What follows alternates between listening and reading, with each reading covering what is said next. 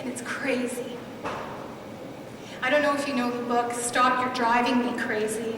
Dr. Bach wrote that book, 1980. I'm sure it's out of publication at this time, but he made up the term crazy making. And I'm telling you, it's exactly what they do. At the end of it all, you're apologizing. How did I get there that I'm apologizing? And it begs the question, of course, so why did you stay? And of course, why didn't you say something? You know, people were very angry, frustrated with me when it was all revealed after a 6-year marriage and a 12-year relationship. Why didn't you say something? You know, there are a lot of reasons why women don't say something.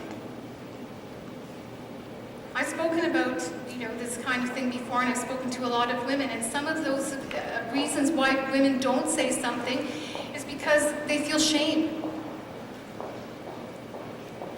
Maybe they have financial hardship at the end of the day. You know, maybe this relationship is better than no relationship. And they blame themselves. I've heard women say, I did call him names too.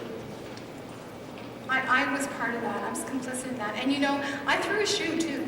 So, I was part of that relationship. And maybe I was a part of that. Maybe I'm just as bad as he is, and after all, I am crazy, right? So they don't want to leave. But I'll tell you why I stayed.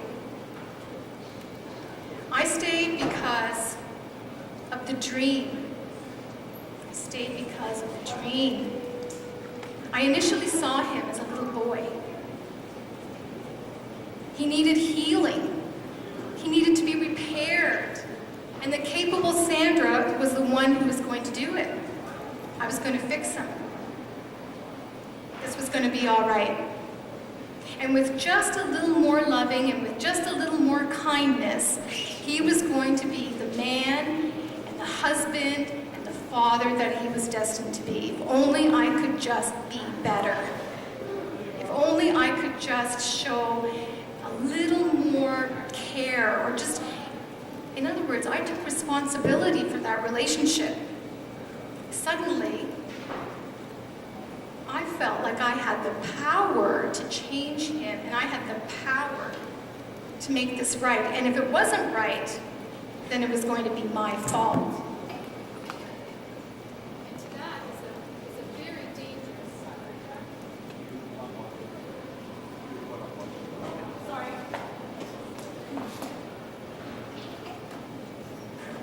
So, thinking that you have power is a very dangerous mindset, because it only confirmed what I felt, that I was going to change it.